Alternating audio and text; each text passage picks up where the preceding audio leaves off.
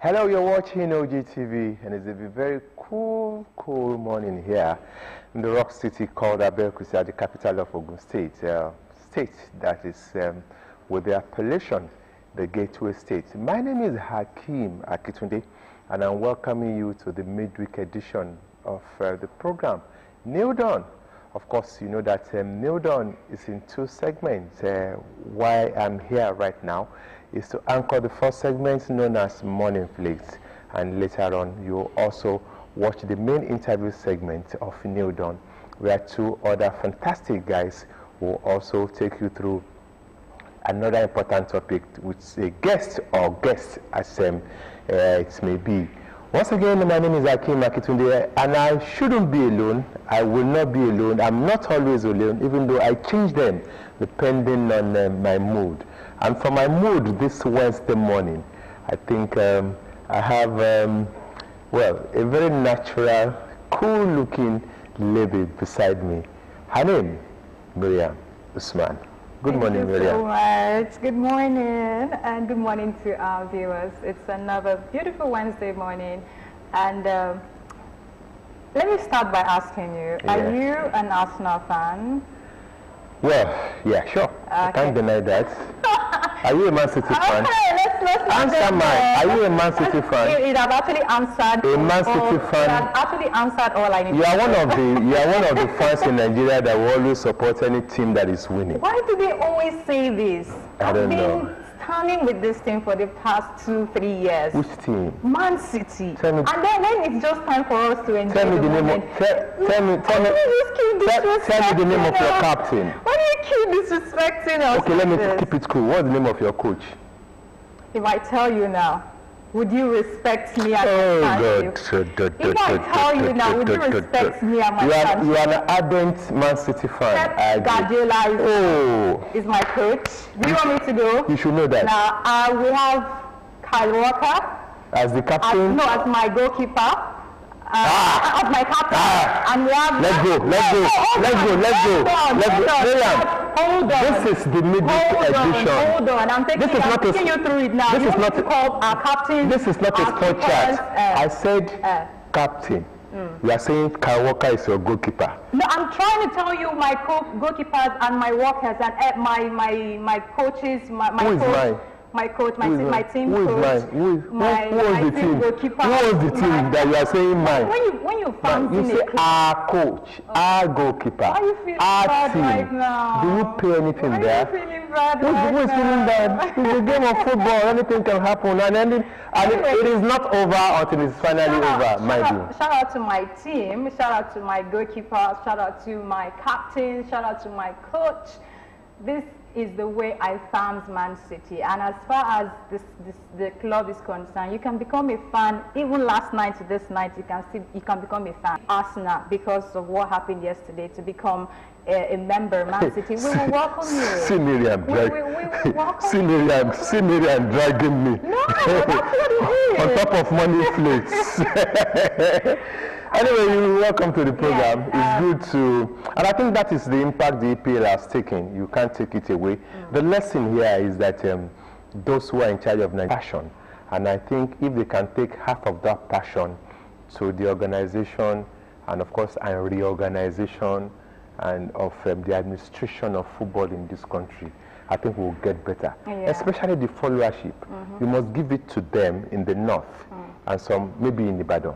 But some parts of Abeokuta, Lagos, even when some big clubs are playing, we don't see the crowd. They don't. What's the kind of followership we are giving to our various clubs in Nigeria? Aren't we ashamed?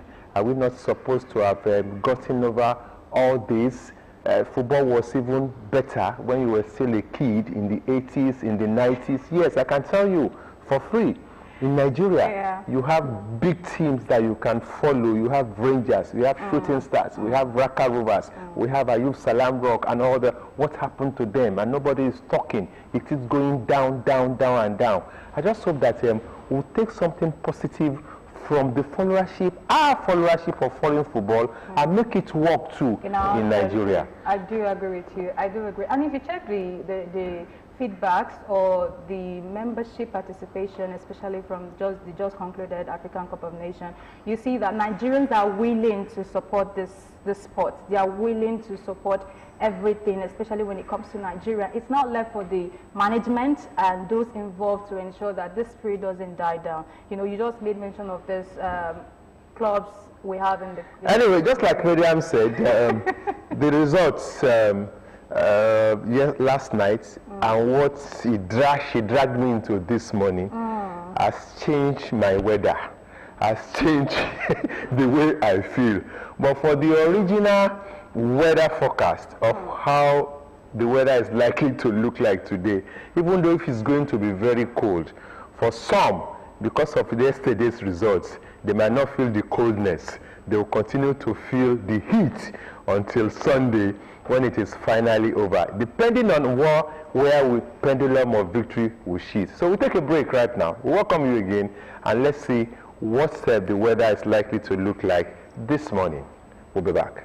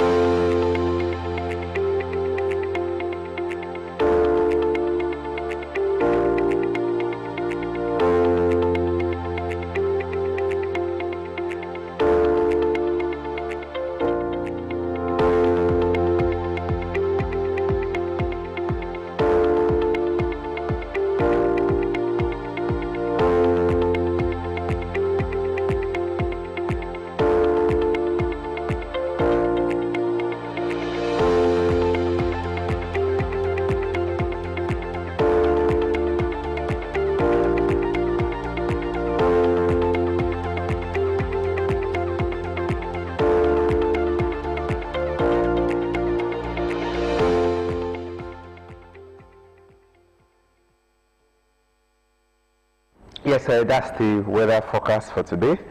And of course, you're still watching this midweek edition of New Dawn, the morning play segment with Hakeem and Miriam. I wanted to say, or let me just say, with Miriam and Hakeem. I don't want to say what I want to say right now. If I don't have you, I have Lara. If I don't have Lara, I have Moji. If I don't have Moji, I have Charity.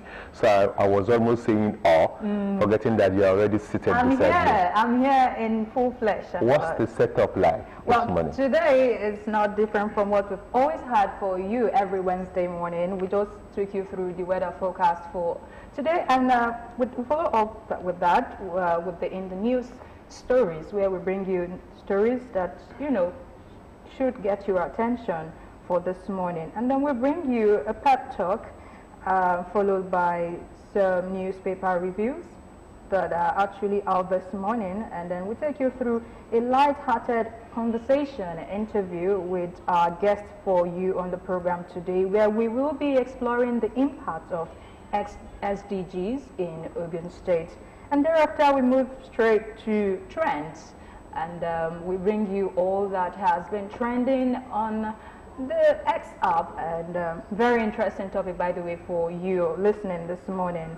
And we use that to wrap up for the morning Flakes segment before the interview segment starts with the other presenters joining us shortly.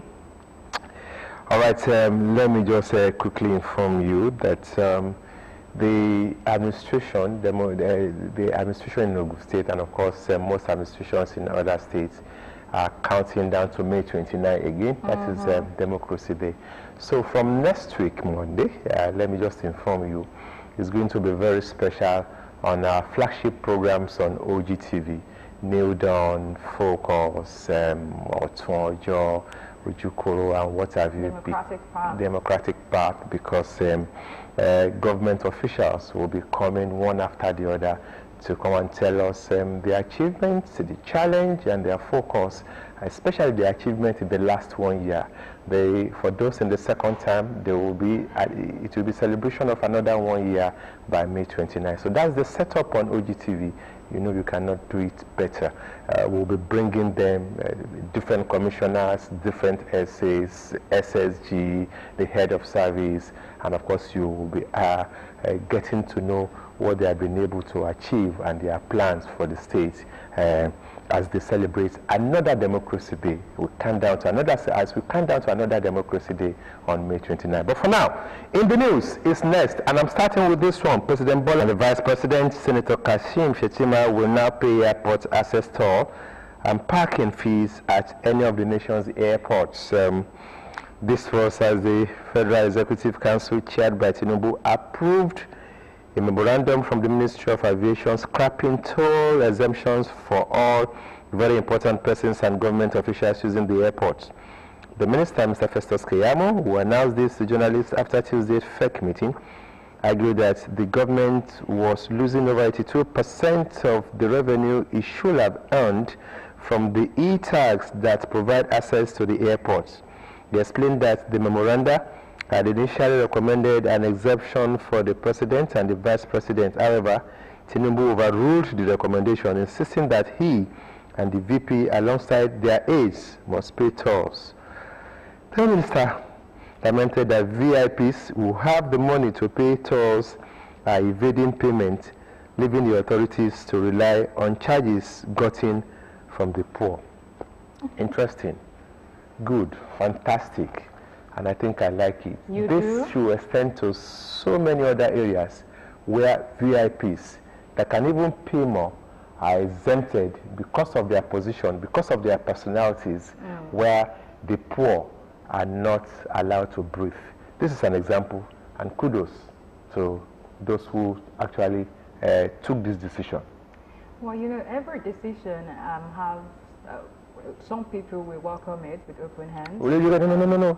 So who is not going to welcome this? Those who have money, that have not been paying. Yes. And of course, the poor, the poor man like me will go to the airport, I'll get to the tour, I'll pay. Exactly. So, woe betides anybody that says this is wrong. That's my view. Yes. I do agree with you, and we thank God that some of these things have been rectified and fixed by the current administration. Just more changes to come for us in Nigeria. We'll take you next through the other news we have for you in this news segment. Ogun State is on the news. The Ogun State government has cited bureaucratic complexities and the need for federal government's approval as the primary reason behind the delay in reconstructing the worn-out pathway leading to Wole Soyinka train station in Abeokuta, the state capital. In a statement on Tuesday, the government acknowledged that enhancing the route is a matter close to its heart, as it holds the promise of making train travel more available and enjoyable for commuters. With the commencement of the rainy season, residents from over 48 communities along the 4-kilometer Idiaba-Olokuta-Wole Soyinka axis are unhappy due to the distress, the impact the enormous rainfall will bring on their way through deploying this road. However, the state government noted that it has been trending cautiously, refraining from vocalizing its concerns, lest it be misconstrued as making excuses. Well, according to the statement, the station complex was conceptualized to coincide the development of its surroundings, an integral part of the overarching scheme. Well, that was a reaction coming from the state government on why, and of course, ironically, it is coming immediately after the House of Assembly actually passed the resolution that the state government should actually fix the road. But I'll tell you what a typical citizen would just say. They had the state assembly and they had the, not excuse, the assurance from the state government. Now, you know what guys on the street will say? No story, fix the road. We want it done. Thank you. We want it done. You know, this particular environment is one of the popular places in Abeokuta. You know, people from Ibadan, Lagos. It's always busy. No. Apart from being busy, have you ever? Did you pass the place? Yes. For the past 1 year, I stopped passing the place. If I have to go to somewhere in Abeokuta, I think of maybe managing through Ladering, even though that is also bad. That's a federal government road. Yes, if the state government is fixing Abeokuta, the federal government should at least complete the one from Ladering to the train station. That's true. That edifice is beautiful. You get to the train station, you feel relaxed, you do everything, but harrowing experience, getting there and getting out of there does not befit Wole Soyinka train station. Especially this season, and I think that's why the government is focusing more on it. Abeokuta Way is a very harrowing experience. I don't know. If anything is worse than bad, I don't know. You can't just manage some areas. I pity those staying there. Let's move ahead. The Academic Staff Union of Universities has threatened a nationwide strike. The union decried the failure of the federal government to appoint governing councils for federal universities. The union also faulted what it described as the nonchalant attitude of the President Bola Tinubu-led federal government to matters pertaining to academics in Nigerian federal universities. The body of academics, during a press briefing at the University of Abuja, also faulted the 35% salary increment for professors and the 25% salary increment for other academics in the university system. The body said it saw the increment as a wage award that could be withdrawn by the government anytime it deems fit. President of the union, Professor Emmanuel Oshodeke, noted that it has given the Tinubu-led government enough time to set things in motion. Well, I don't know. We hope there won't be another strike in the ivory towers again. We just hope, and hope. And this one, well, even though it's, if you think about the increments in salary, I think what they are asking for is very important. Governing council, and of course, the issue of salary is general. If they are saying fine-tune our salary, everybody is saying fine-tune our salaries. NS is saying fine-tune our salaries. But all the same, I think we have enjoyed a kind of regularity, so to say, in recent time in the universities and our higher institutions. And I hope there won't be any reason for any strike again. God forbid. Oh, when it comes to educational matters in Nigeria, you have to bring ASU into the picture. And when you bring ASU into the picture, you can't take away strike because they always bring this thing year in, year out. Administration from government angle too, they should not always wait until they strike before they call for a meeting. They are giving their warnings now. They are shouting now. Somebody should please listen to them. All right. Still talking in the news this morning, we have sports on this one. The Minister of Sports Development, Senator John Eno, has reaffirmed his administration's commitment to rejuvenate and reposition Nigerian sports. Eno, in a statement on Tuesday, emphasized the ministry's determination to propel sports in Nigeria to heights of excellence and glory. He further explained that Eno further underscored the ministry's dedication to building upon past successes to drive transformative change within the sector. He stated that sports in Nigeria is undergoing a significant transformation, and the government is fully committed to leveraging this momentum to drive positive change and achieve unprecedented successes. Following Nigeria's exclusion from the Confederation of African Football's 2023 AFCON officials list, the statement noted that the ministers conveyed stakeholders and declared a state of emergency on officiating. Wow. Yeah, of course, I can understand the position of the minister. First of all, I think with the way we are going and with good preparation, we are likely to have something positively unexpected at the Olympics. The way we qualify from the relay competition, Olympic qualifiers in Bahamas, Toby Amushan is hot, some other athletes is hot, our wrestlers are hot, and I think we could do something unique at this Summer Olympics in Paris. For our referees, it's another different story. What we see here does not portray that they should be part of any international officiating. And until you settle things at home, it's not about bad officiating here. Let me tell you one thing. There is VAR. There is everything. There is no VAR in Nigeria. Fine. There's not even, what do we call, talk-back mechanism among Nigerian referees in Nigeria. And you should be able, that's a simple thing. Let's start with that first. Let the referees have communication gadgets where they can communicate. You can change some bad officiating or bad calls with immediate communication. Let's start from there. Are you saying Nigeria is so poor that our referees cannot have talk-back communications during matches? It doesn't matter the match. And this little MPFL, MML, they are all rough leagues.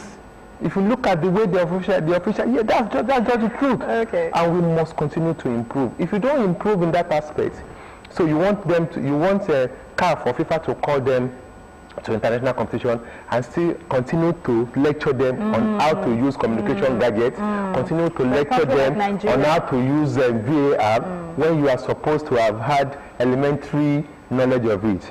We'll get there. Definitely we'll get there. I mean, for Nigeria, it's not just about the country. You know, you're competing with other African nations. Yeah, sure. You should. You must be top notch. Yes, you should. Not just big brother on Africa. Yes. You should be big brother on Africa on all sectors. I agree.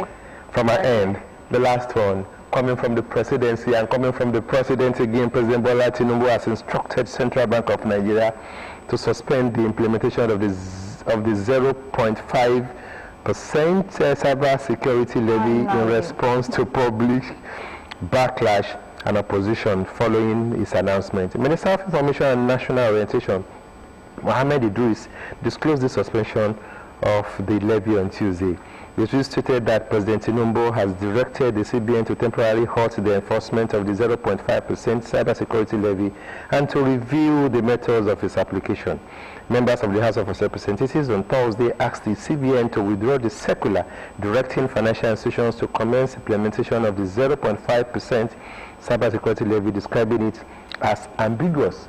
Well, one thing you must commend the Tinubu-led administration for in the federal government is that it has not shied away from reversing a bad policy. This is not the first time. When there are outcries, and of course you see that the disadvantages outweigh the advantages. We've seen 1 or 2 or 3 instances where a significant government policy that you think will take immediate effect because it has been announced by the presidency has been withdrawn. And this is another example. Good one. You actually said everything correctly, because I did mention this same thing last week when the matter was actually very, very hot, just when they newly introduced it. And I also mentioned that the people also have the ability to cry out when decisions are not in their favor. But it also doesn't end there. When they cry out, what's the government's effort to ensure that this decision are looked into? And that's just what you just explained. You know, the Tinubu-led administration did not shut their ears to the complaints of Nigerians, which was actually a very good decision they took just in recent time. And I hope that more policies are checked in, and citizens of this country should always speak out. The governments are everywhere, their ears are there. That's what democracy is all about. I do agree with you. And I hope by the time we're celebrating May 29 this year, we'll have every good reason to celebrate Democracy Day in the country. We're still talking in the news this morning. We have this one from the Migration Advisory Committee. They have proposed that the United Kingdom's graduate route visa's 2-year validity should be maintained. It, however, proposed an extension for PhD holders, recommending 3 years. The committee insisted that it found no significant abuse of the graduate route, but raised concerns about recruitment agents misleading international students. A graduate visa permits applicants to stay in the United Kingdom for at least 2 years after successfully completing a course. This decision comes amidst heightened anticipation and speculation regarding the future of post-study opportunities for international students. Okay, it is beyond their decision, so nothing more to say. Whatever they like. And the countries involved. Yes, it depends on from country to country. What's the immigration law like? What do you want it to be like for what type of category of people here and there? So that's coming from UK. So no comment. Our comment does not mean anything, whether we like it or not. So we go with whatever they say. And I think a lot of Nigerians, you know, they use this opportunity to bring in their families and all of that, and that's what UK governments are trying to talk. Okay, that was in the news. You have the numbers on your screen. Anything you want to react to now or later when we dovetail to a newspaper review, you can call us. You can be part of the program midweek edition of the program, Nailed On, Morning Flakes segment with Miriam and Akin. Where do we go from here? All right, yes, we'll quickly take Pep Talk this morning, and we have Engineer Abiodun Fijabi, and he will take us through what we have for you this morning on Pep Talk. Stay with us.